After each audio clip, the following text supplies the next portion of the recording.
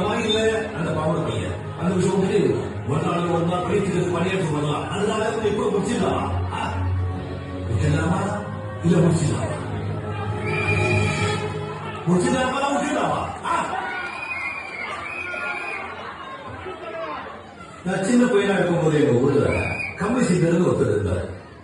அவர் அடிக்கடி சொல்லுவாங்க, நீ கோபமாவோ குழப்பமா இருக்கும்போது உடனே முடிவு எடுக்காத, உனக்கு பிடிச்ச பாட்டு போட்டு கொஞ்ச நேரம் ஜாலியா ஆடு, அதுக்கப்புறம் உனக்கு என்ன தோணுதோ அதை செய்ய சொன்னாங்க. அதான் நம்ம பார்த்தேன்.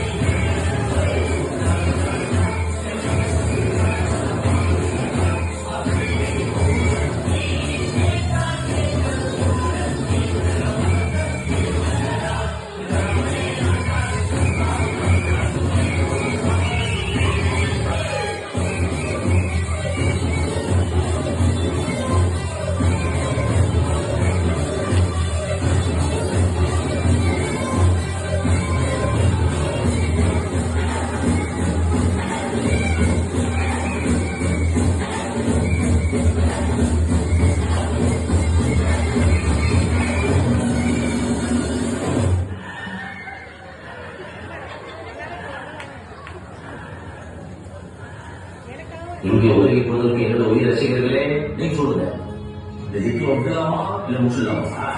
முடிச்சிடலாமா இல்ல விட்டுலாமா? நீங்க சொன்ன முடிவுக்கு நான் கற்றுக்கொள்வேன். அதனால நீ சொல்லுங்க, இதை விட்டுலாமா முடிச்சிடலாமா? இந்த முடிவு தான் நான் நினைச்சேன். நீங்க சொன்னீங்க, நீ உதவி செஞ்சிருக்க. உன் கண்ணில் உண்மை தெரியுது, ஆனாலும் கிட்ட சவாசா பவுடர் பண்ணியிருக்கு. நீ எப்படி நல்லவன் தான். உதவி செஞ்சவங்களுக்கு கேட்ட வேலை ஒருபோது தீவி செய்ய மாட்டான். உனக்குள்ள எனக்கு மனசு வரல, நீ எனக்கு பையன் மாதிரி செய்வா. நம்ம திரும்ப உதவிக்கு போயிடும். சரி நான் பேசிட்டு இருக்கேன், உனக்கு முதல்ல வர ஓகே சார். எனக்கு வேற யாரும் இல்லை சார். சாரிப்பா, நீங்க சும்மா சொல்லியிருந்தாலும் நான் உங்க அப்பாவாக பாடுறேன்.